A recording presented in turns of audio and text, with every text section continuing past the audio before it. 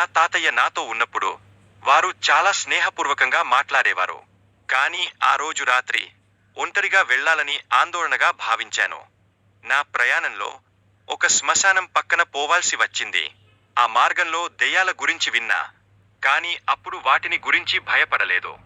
నా సైకిల్ ఆ శ్మశానానికి సమీపంలో పడిపోయింది. ఇది చాలా ఆశ్చర్యకరమైన అనుభవంగా మారింది.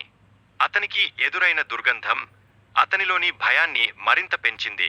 ఇది 10 రోజుల పాటు ఫ్రిడ్జ్లో ఉంచిన చికెన్ వంటి దుర్గంధం. అతను బైకును నడిపిస్తూ వెళ్ళినప్పుడు వెనుక నుండి అనుమానాస్పద శబ్దాలు వినిపించాయి.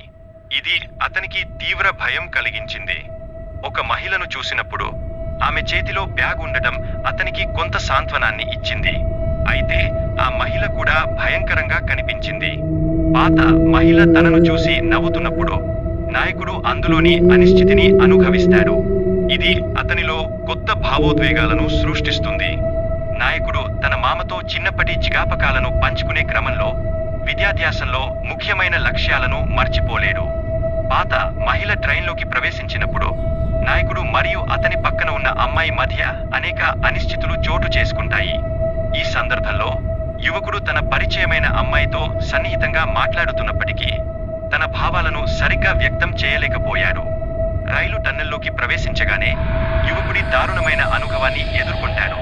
ఇది అతనికి తీవ్రమైన భయం గూర్చి చర్చించేందుకు ప్రేరేపిస్తుంది.